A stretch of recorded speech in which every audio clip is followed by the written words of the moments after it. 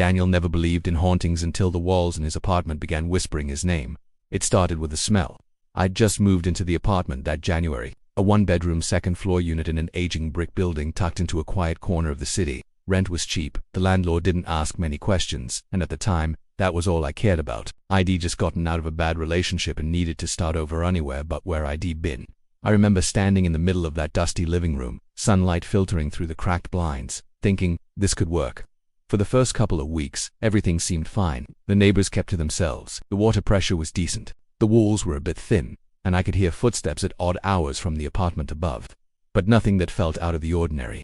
I kept myself busy with work, unpacking boxes, and adjusting to being alone again. In a way, the silence was comforting. Then, about 2 weeks in, I started noticing the smell. It wasn't overpowering at first, just faint like something sour lingering in the air. I assumed it was coming from the garbage chute, which was located at the end of the hallway. But when I checked, it was spotless. No overflowing trash, no weird spills. Still, the smell seemed to seep through the walls of my apartment, especially late at night. I cleaned everything obsessively, took out my trash daily, even poured bleach down every drain I had. Nothing helped. The smell would disappear during the day, only to creep back around midnight. One night, I woke up abruptly. I didn't hear a sound, but my heart was racing, and I felt like I wasn't alone in the room. The kind of feeling that makes you freeze under the covers, too afraid to even breathe. My bedroom was mostly dark, save for the faint blinking light from my Wi-Fi router on the desk. I sat up slowly, eyes scanning the room, trying to make out shapes in the shadows.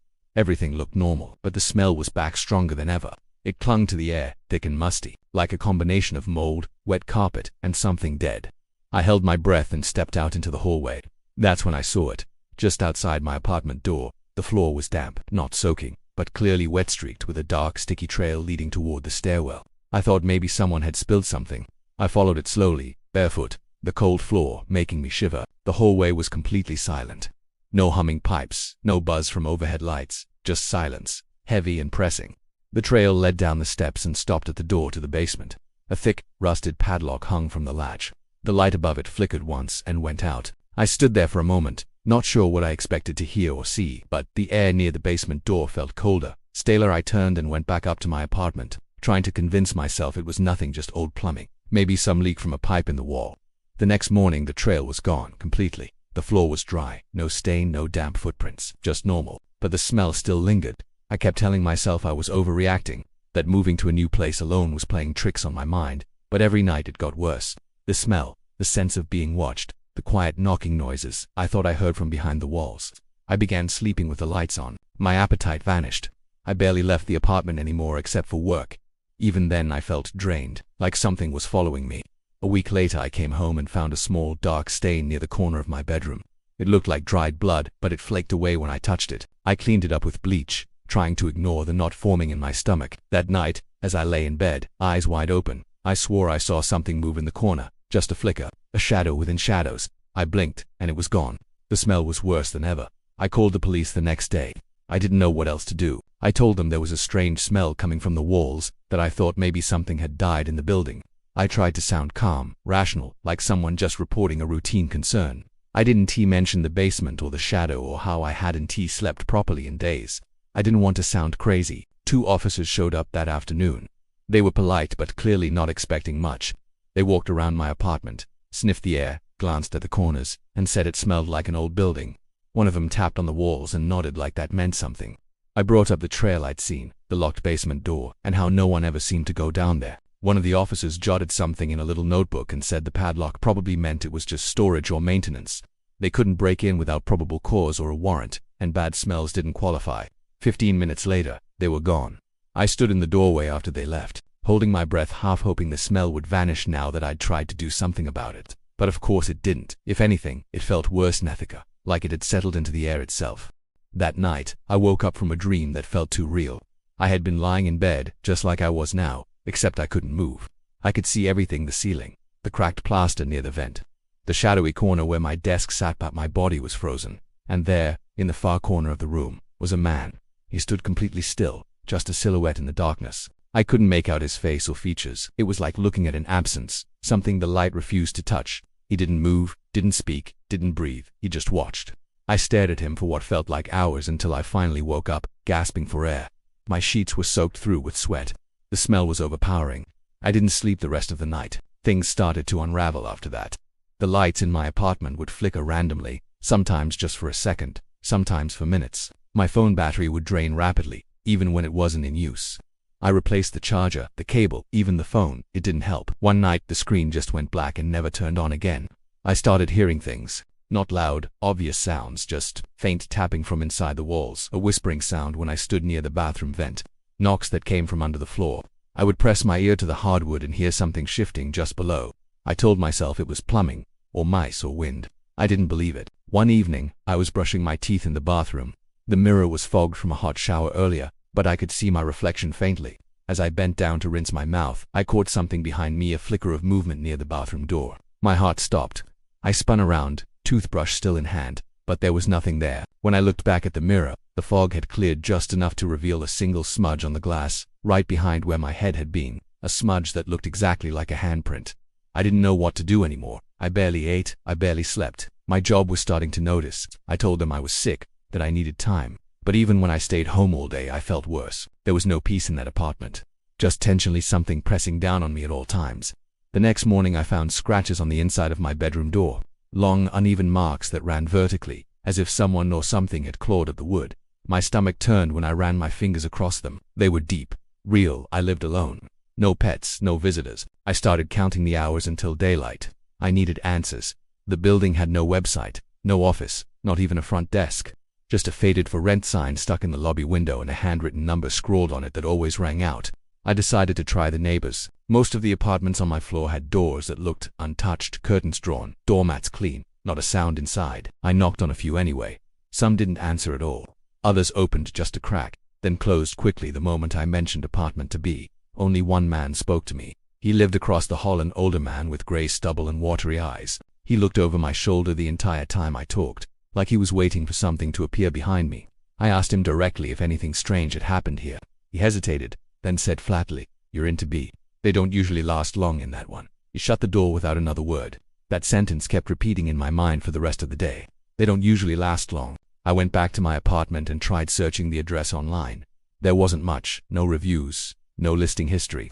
The place didn't even show up on Google Street View. It just blurred out, like the building didn't want to be seen. Eventually I found a buried thread on an old community forum. It was several years old. A user had posted about the same apartment number. They mentioned the smell, the noises, the feeling of being watched. It all matched exactly. The thread went back and forth a few times, people asking questions, others saying it was just in their head. Then, without warning, the thread ended. No updates, no resolution. I clicked on the user's profile, hoping they'd posted something else, but the account had been deleted. I printed out screenshots and went to speak to the landlord. He wasn't in the building. I called the number again, no answer. Finally, I saw him entering the building late one afternoon and stopped him in the hallway. I tried to keep my voice steady, showed him the papers, told him about the smell, the noises, the basement door. He didn't even look at the screenshots. He just said, "If you don't like it here, you can leave. No refunds on first month rent." Then he walked off.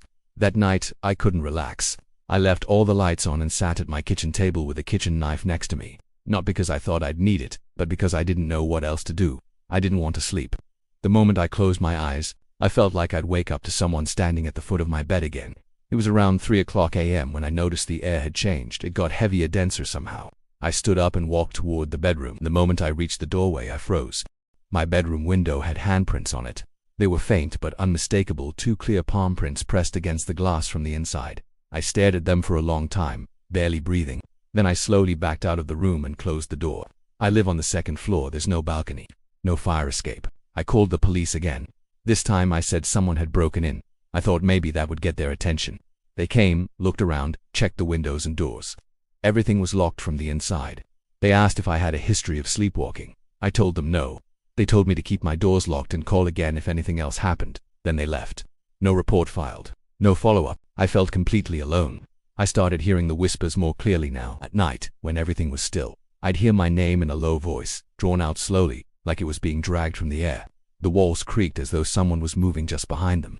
I started writing things down, dates, times, descriptions, thinking maybe I could make sense of it, find a pattern. But the only pattern was that it got worse every night.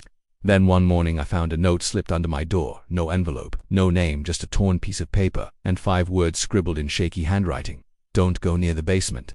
I kept the note on my kitchen table, staring at it every morning like it might somehow change, like the words would rearrange themselves and offer a way out, but they never did. Don't go near the basement. The warning circled in my head on repeat, feeding the already growing anxiety that curled around everything I did.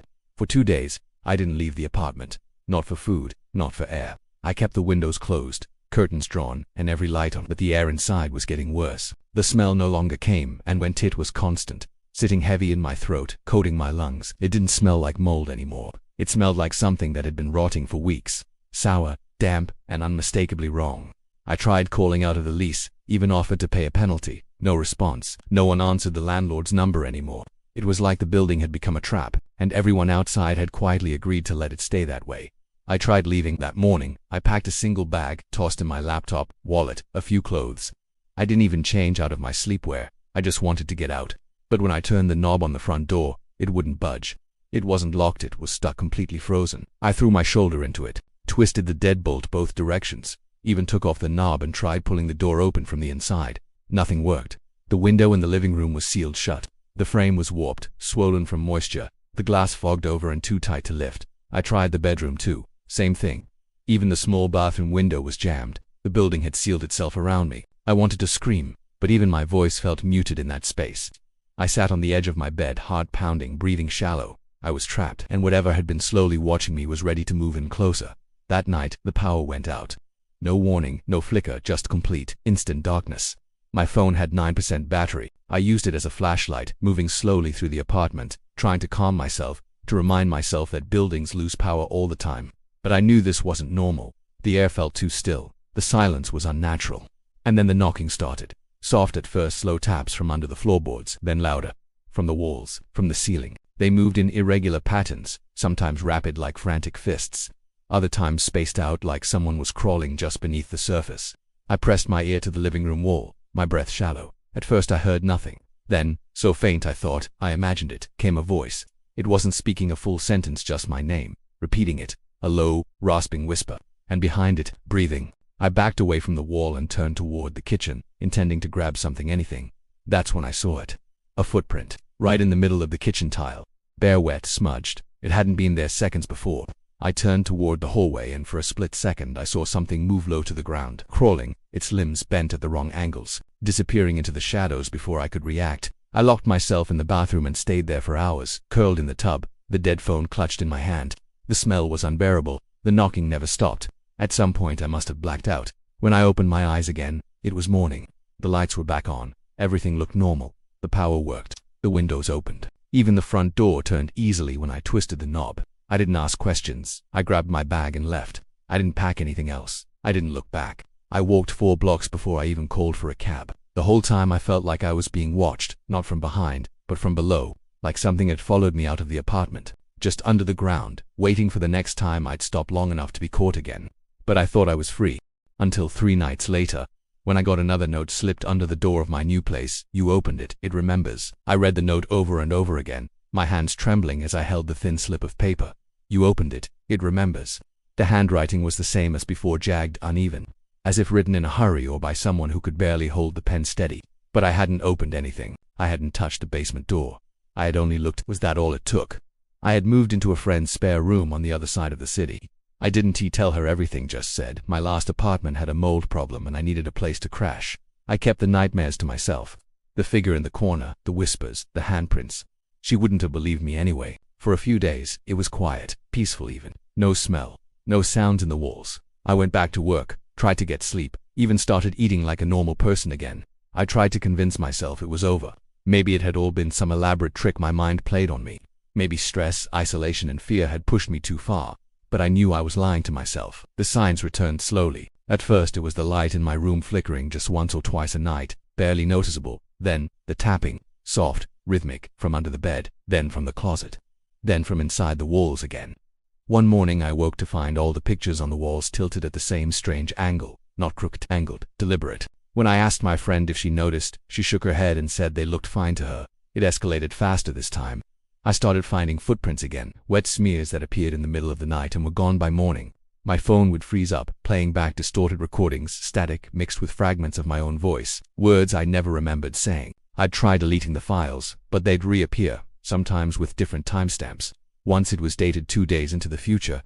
I couldn't tell my friend. I couldn't bring it into her life, too. I knew it had followed me, and I knew she was still untouched. Then came the smell. It started faint, just like before, but this time it was more acidic, like burnt hair and metal. It clung to my clothes, my skin, no matter how many showers I took. My friend never noticed it. She said I looked pale, tired. I told her I was sick again. She suggested a doctor. I just nodded. I barely left the room anymore. I spent hours every night watching the shadows stretch across the walls. Sometimes they moved wrong. Sometimes they didn't move at all. Once I caught my reflection smiling in the mirror when I wasn't. I punched the glass and didn't recognize my own face in the shattered pieces. One night, around 2:45 a.m., I heard the closet door creak open. I hadn't touched it. I hadn't even gotten out of bed. I held my breath, staring at the dark gap where the door now hung slightly ajar. I couldn't move. The silence was unbearable. It wasn't just quiet, it was the kind of silence that feels alive, heavy, waiting. Then a whisper, closer than it had ever been. Come back down. The next morning my friend was gone. Her room was empty. Her things were still, their clothes, laptop, toothbrush, but she was gone. No note, no text. Her phone just rang and rang. I called the police. They filed a missing person report, took my statement. I told them everything except the truth. The police never found her.